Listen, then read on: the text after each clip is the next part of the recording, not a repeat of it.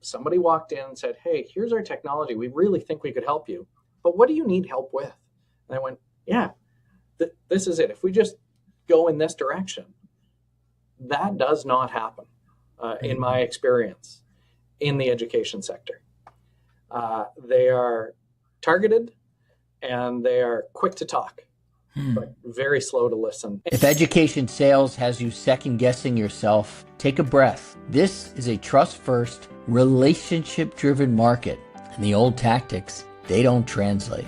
This show replaces guesswork with clarity and a customer acquisition system that builds a pipeline you can trust. I'm Josh Chernikoff, two-time education founder with 2 exits and a lead gen coach for companies in education. Through my ed sales elevation experience over the last 2 years, I've coached 210 companies to leads on repeat. In 2025 alone, I delivered over 2,600 hours of coaching to education companies. My co-host is John Gamba. He also has a successful exit, and now he's the Director of Innovative Programs and the Entrepreneur in Residence at Penn's Graduate School of Education. This is the only show dedicated to customer acquisition for education companies, so consistent listeners go from stalled deals to clarity, credibility, and a pipeline they can rely on. This is Ed Sales Edge, where education company founders earn their edge.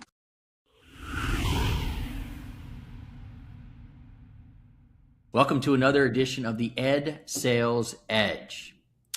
Most education providers think the way to win in a district is to talk more.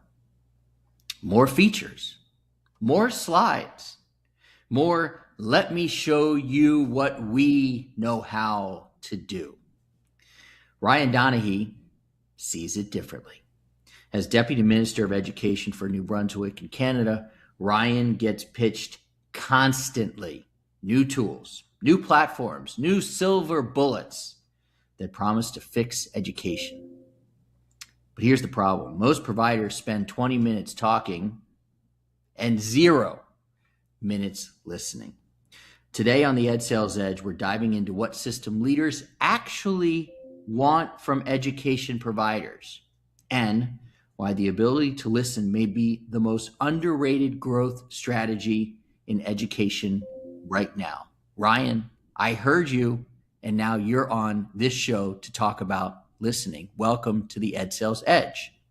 Josh, what an absolute pleasure to join you, and a great intro. And it might just be my background, which is not in education, but you're absolutely right. I do see it differently, and I look forward to our conversation. Every week you meet providers, whether it be via email or LinkedIn, or they try and call you. About how many providers a week try and get through that door? A handful a week. Very few actually make it through the door, of course. But every once in a while, somebody does pique the interest. But one of your shows recently that I was listening to triggered me texting you, which was about listening and asking how the person can help me. And that's never happened. Right. So that's where our conversation kicked off. So you answered my question, because I was going to say, while some of them may get in the door, how many of them lead with, one singular question, and the answer sounds like it is a big fat 0?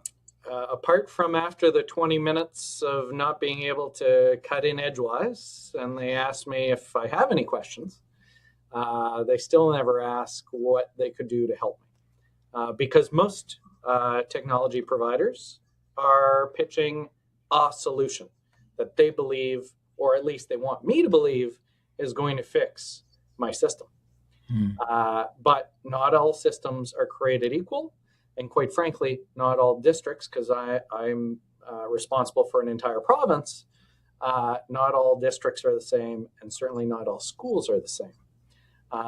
There are challenges in the education system, and I would love to find the silver bullet, but I do believe that it's much more incremental than that. And I look forward to folks being able to ask what the challenges are and how they can help fill that gap, as opposed to trying to fill the gap with whatever solution they have. Because a lot of times they can adapt based on what we need. But you need to get to the point of having that conversation. Because otherwise I'll just buy something off the shelf, and that's probably not going to solve the problem. Let's set two different stages. One of them, what we're going to cover here, we're going to talk about why most education pilots fail before they begin, how system leaders evaluate credibility in the first 5 minutes, or in your case, maybe it's less. Getting to know you, I bet it's less. What the raise your hand really looks like from the buyer's side, why chasing the shiny object kills long-term trust, and how listening turns conversations into contracts. Those are 5 promises I make to the audience. Now, it'd be great if you could set the stage for us, especially for our audience here in America, and just kind of paint a picture for what New Brunswick is like and the province. So our system is a little complicated in that we have a bilingual system. We have a French system and an English system. I'm responsible for the English system. So I have just roughly 200 schools. There's 300 schools in the province. I'm using round numbers. And that's K to 12. We're also responsible for early childhood, but we probably won't get there in this conversation. And at the provincial level, I'm responsible for setting general direction, but there are districts that are responsible for the on-the-ground operations. The schools are owned by the province. The IT system's owned by the province. The employees are actually provincial employees, even though their day-to-day work is at the district level with that set of or that layer of management there. So I can offer technology to the districts. They could choose to use it or not. Usually comes with free subscriptions and so on. So they tend to want to use it. And we'll get into pilots and those silver bullets that come. But generally speaking, that's really where we are from a systems perspective of a role for the province. Unlike in the US, there is no role for the federal government in our education system. So it is left to the provinces. So each province has its own way of doing things. And then the districts, of course, are that layer that is much closer to the school and community level. So we work very closely with them, and we provide that general guidance from a provincial perspective. So when we talk about frameworks for technology or AI or the like, those are coming out of my department and then being implemented at the local level through the districts. And if we take AI, we built a framework, threw in on the framework that if they had questions, they had to call the subject coordinator in the district. We'll force the subject coordinator in the district to really take that to the next level. And so we've done that in a number of different areas around EdTech. And continue to update it because it's evolving so quickly. When we met in Toronto, we were lucky enough to go sit with the Lighthouse, Robert Martellacci, at a Maple Leafs game. And one of the things you said to me on multiple occasions over the course of maybe 72 hours was, I do not chase shiny objects. What does that mean? I said it in the preamble. I don't believe there's a piece of technology that is going to solve all of my problems. Also, if I decide to go all in with one technology, I believe that I'm obsolete the next day. So what we've decided to do instead is build a framework by which to judge all technology. And that way we're really giving educators more license to innovate, to use, to trial. And we're taking that feedback and choosing what technologies we do allow them to use or not. So it's a bit of a different strategy, because I know lots of districts and lots of jurisdictions are going all in with one or another. And I truly believe that every one of those technologies, especially when you start talking AI, has its pros and cons. Regardless of chasing shiny objects or not, your brothers and sisters who sit in your seat, whether in Canada, the United States, around the world, you're the voice for them. You just got elected the voice. Talk directly to our audience, who are entrepreneurs, founders, CEOs. They lead sales teams who sell to schools, and talk to them about listening. I'll say two things. Listening, yes. Learn a little bit about the system before you show up. Know the generalities of what my responsibilities are before you pitch me. Just to know whether I have the decision-making authority to do something or not is a really good starting point. Mm-hmm. But the listening part, tell me the generality about what your technology does, but then ask, okay, you heard that part. How do you think my technology can help you? And usually, if they allow me that step, they'll be able to say, we could actually tailor this for you. So in a previous life, in a different role outside of the education system, that's exactly how we ended up with a certain technology that filled the gap that we had in the municipal world. Is somebody walked in and said, hey, here's our technology. We really think we could help you, but what do you need help with? And I went, yeah, this is it. If we just go in this direction, that does not happen in my experience in the education sector. They are targeted and they are quick to talk, but very slow to listen. And in the end, very few get through the door and fewer still go beyond pilot.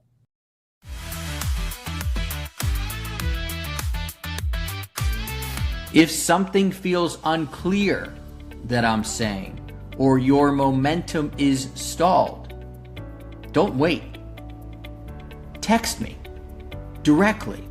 Yes, I read all of the text messages. The phone number, 771-333-4233. You will be texting me directly. Tell me what you sell into education or where you're stuck, and I will help you. Now, we're going to get back to the show.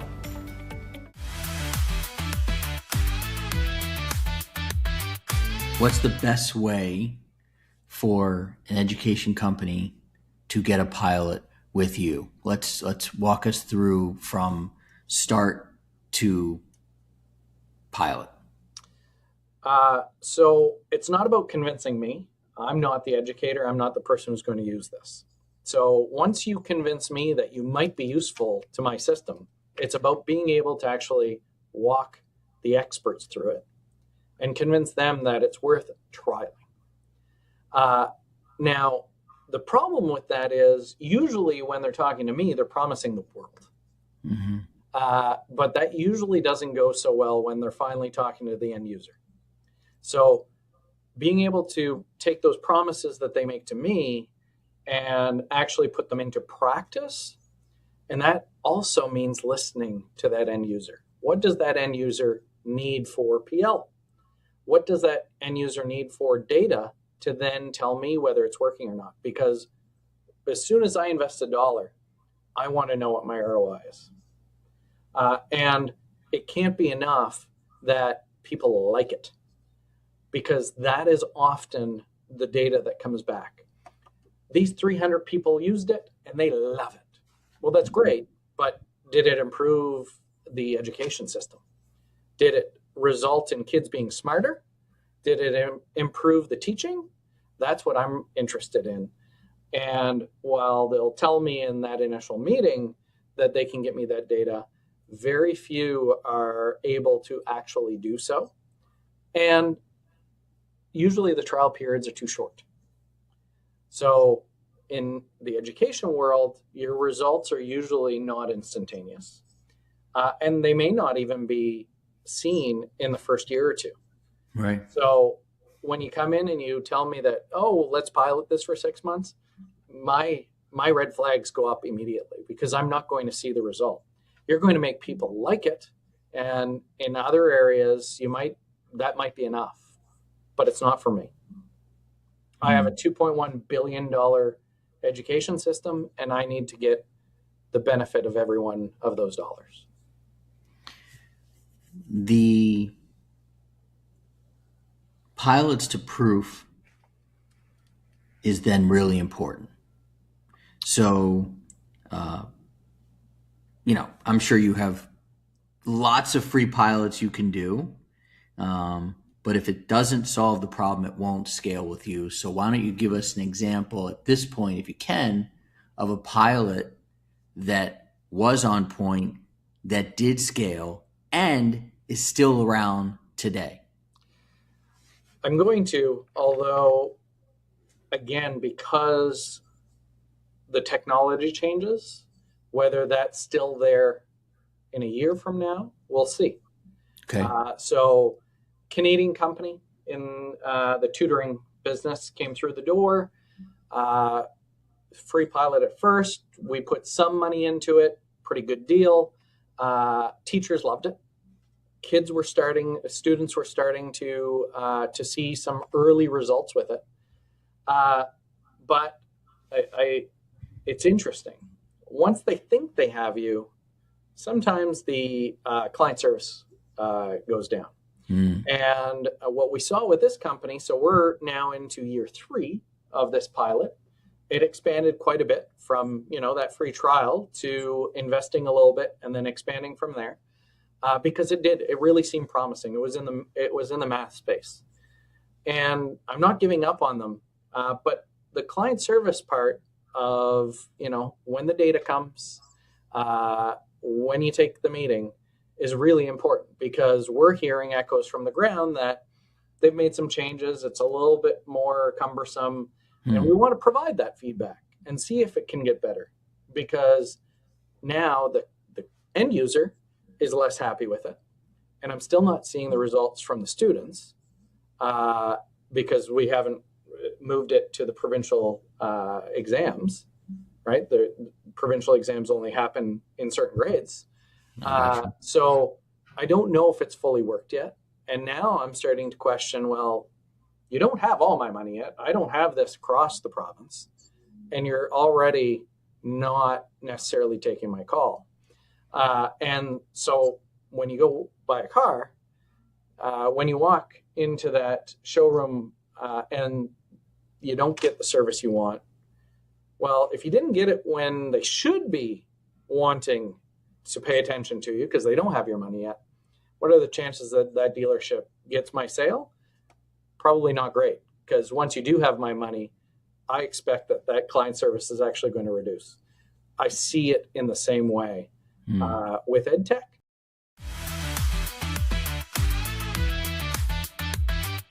Education, as I have said, is a trust market. If you're chasing leads, you don't have a volume problem, you have a credibility problem.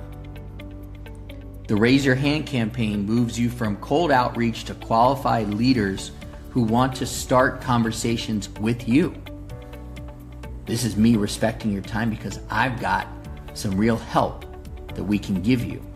If you want the Raise Your Hand credibility map, text Raise Your Hand to 771-333-4233.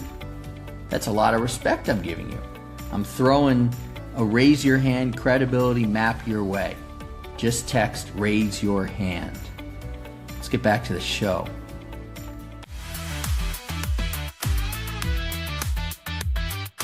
There are some great companies that are doing great work, but maybe they're spreading themselves too thin. Maybe they're making promises that they cannot back up. And it's difficult to continue at that point. But again, there's pros and cons. So probably won't cut them off completely, but do they continue and scale at the provincial level, or is it just another tool that some educators can utilize? That's the Right. question. For what I hear from the entrepreneur, founder, CEO side, and I teach this to our clients and our community, is this exercise about window washing. Yes. I Right? love that analogy. I love it. And when you're saying that to me, and let's back up for people who haven't heard it, think of yourself as a window washer, and you wash windows for a living, and you're looking at two different buildings, one with clean windows on the right, one with dirty windows on the left. And if you wash windows, your mindset should be to approach the person who owns the building on the right with the clean windows, because they believe in what you do. They love a clean window, and they already know what your value is. So what I hear a former tutoring company owner hears is, hey, I've already got somebody in Ryan who knows that tutoring can be effective. Now I've got to go in there. I've got to listen to them, and I've got to wash the windows better than the current company he has, because he already knows that window washing can be a great thing. Is that, are we right? Yeah, I'm going to take that analogy just a step further. I'm in the people education business. So if you're walking through my door and you're not making life easier for teachers and education better for kids, what are we in it for? Mm-hmm. So that is what I value for my system. But until you ask me the question and can tailor that presentation to that, then I'm the guy with the dirty windows. Yeah. When people ask you the right questions, how can I help you beats here's how I help you. That's a great start. Another great start, and I'm not ranking these, could be, hey, I can take you from a $6 billion problem to a $2 billion problem. So can you talk us through that approach? And it sounds like that's really having a good understanding of what goes on in New Brunswick and the challenges you might be facing. So talk about the money part. Yeah. So again, you can grab that shiny object and it might make a difference. You could be a cheaper object that gives me a better result. So we'll keep on that same path on the math tutor. It costs X to get me Y. Well, if you're a cheaper version that can get me a better Y, then that's appealing to me, sure. Mm-hmm. But the really frustrating part that I've seen lately, and I don't know if you would have seen the same, is there are folks who are willing to sell their souls to get in the door. And I'm not necessarily looking for the cheapest thing. I want a better result. So they'll start expensive, and then when it seems like they're not going to get me, the price just keeps going down. I really start to question that technology at that point. Oh man, I have sold my soul so many times. Which is fine to get through the door, but I appreciate the value. If you truly believe in what you're selling and you're willing to tailor it and you're willing to work with me, chances are I'm going to respect you a lot more if you're saying, look, I understand, but that's what it is. Because otherwise I'm just going to look for the other free add-on or the extra dollar off next time I'm negotiating with you, because I know there's room. Yeah, you're a tough cookie. I didn't do much selling of my soul in the tutoring space because it was a B2C. It was, me to parents. Right. Now, when I ran my aftercare business, I sold my soul, and then I had to face my team. And we couldn't deliver, or I couldn't remember. It was before the days of, online and having note takers. And I just had a wonderful experience earlier today talking to a really large nonprofit. And we had our first conversation. I said, look, let's do a strategy call where there's no charge. It's 45 minutes. I want to make sure we're aligned before we go any further. And they said, look, we're a nonprofit, so at that point, can you talk time and money to us? And I generally would have waited until after the 45 minutes to make them understand the value, but they're a nonprofit, so let's get in the ballpark here. And I am super clear. Here's the cost, here's the time. Here's the cost, here's the time. And they said, great, we're in the ballpark. Let's move forward. And they really appreciate that clarity. So I'm all for not selling your soul anymore. So you triggered a couple thoughts. Firstly, I don't want to waste your time and don't waste mine. So that's great that they asked that question and you were willing to answer it. Because maybe you guys are at polar opposite ends, right? Maybe they can't afford you. Doesn't matter if you give them a 50% discount. Well, there's no point in having that conversation. So good on them for asking, good on you for answering.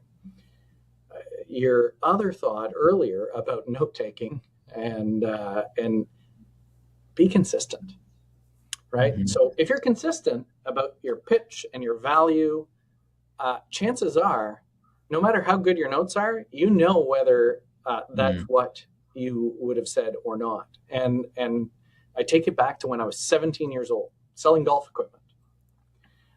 And there's a guy who walked in the door and he was talking to the owner of the golf course and said, Ryan told me that I could buy that pull cart for $150 and it was $225. And the owner said, there's no way.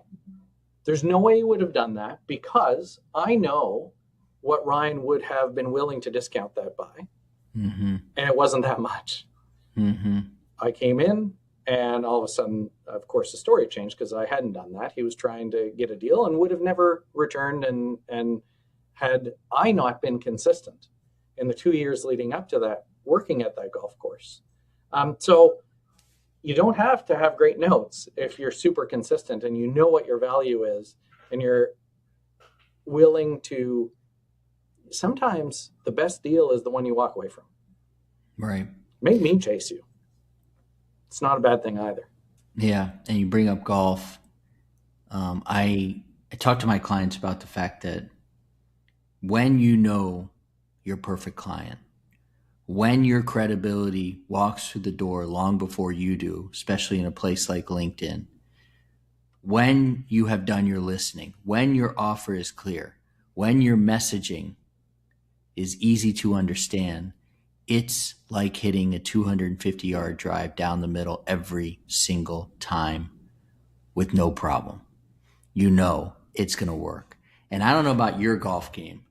I don't have that in my golf game, but I do have it in this business.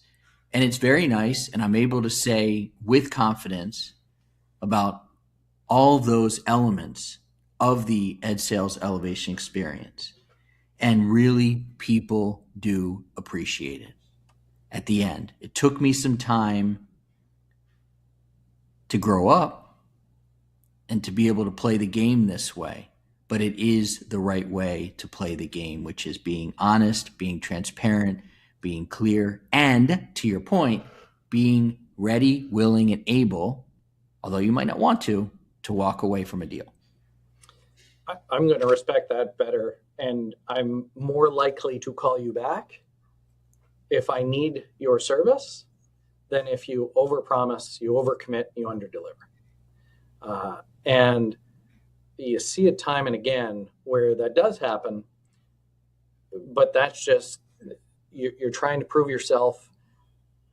But there are very few people who make it through my door where I haven't not just looked at LinkedIn, but I've probably called somebody who I know that person's dealt with. Because I don't want to waste my time and I don't want to waste yours either. And the education world is quite small. When one of my colleagues across the country or internationally calls me, I take their call. And when they're calling to find out about my relationship with a certain company that they know I've used, I'm going to be super honest with them. They take my call too. So being consistent, even being able to have that conversation, what kind of deal did you get? Mm-hmm. Right? So if you're super consistent and you're willing to walk away and you're not going to sell your soul, because I'm going to find out, and I'm going to look for that same deal.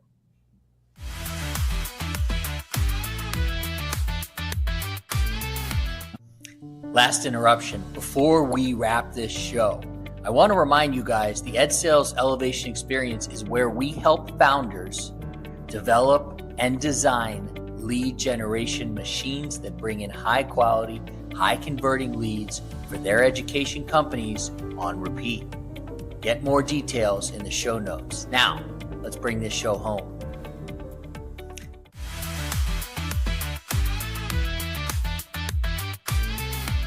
I have one last question, and I think it's a difficult one, and I'm thinking about it from the provider side. I come in and I want to do a pilot with you. I can't predict the future. Neither can you. How do we co-create, collaborate to help my company evolve so I can stay with you and continue to serve your school districts? How do we do that? Integration. So again, to that, asking the question, I can't remember a time where a company that came through the door said, what student technology, like what database do you use? Oh yeah, we can integrate with that. Being able to integrate so that things are seamless and the data can be pulled easily is going to make you much more appealing to a district or a jurisdiction, because building a parallel system and those things not being able to integrate are tremendously challenging. As technology has evolved, we have a multitude of systems. So everybody is talking about how do we bring that together? Well, if you're pitching me that you're going to be another one of, that's going to be really difficult. But if you can integrate, and then we get into that relationship and co-create, and you're integrated into the thing, you become almost part of that fabric. It's really hard to get rid of you, whether I want to or not. So that would be, to a really hard question, a really simple answer of, if you're able to ask that question and start from there, oh yeah, look, here's how we come together with your technology that already is embedded, because chances are I don't want to replace that, and I don't want a parallel system. So, a tough question, golf clap, comes back to a simple answer. Listen and ask the right question. You reminded us in this conversation that credibility isn't built by talking louder. It's built by listening longer. Ask better questions. Respect the system that each person has and manages, and earn trust. Did I miss anything major in that? No, absolutely not. And that last part is so important. If you can earn the trust, because man, it's easy to lose it. So being able to earn it and then consistently keep it is probably the difference between a long-term relationship and pilot and gone. Well, speaking of LTRs, long-term relationships, in a different sense, we started one a couple months back up in Toronto, and the Lighthouse, Robert, brought us together with a few other gentlemen. We had a great time, and I appreciate the time we had then, the time we had today, the time we'll have in the future, and I appreciate you being a listener of Breaking the Grade and now the Ed Sales Edge, because you are an active listener, which is awesome and so appreciated. We get into some interesting conversations after I listen to your episodes, so it's fantastic. And being able to meet you and, of course, being brought together by Robert, our lighthouse, was an absolute honor for me to meet you, but to be invited onto your show. And as we discussed, we'll be having an EdTech event here in New Brunswick, Canada, in April. So an invitation is coming your way very soon. That's fantastic, man. I appreciate it. And thank you for coming on the show. Thank you so much. All right, that's it for this episode of the Ed Sales Edge. Thanks for joining us. If you sell into education, the goal of this show is very simple: to help you stop guessing what actually moves deals in a system where trust matters. If you want to go deeper, join us inside the Entourage, our private community for education founders and operators selling into schools. You'll see the details in the show notes. If this episode helped you think more clearly, that's great. Subscribe, like it, and share it with another founder in the education space. Until next time, get clear,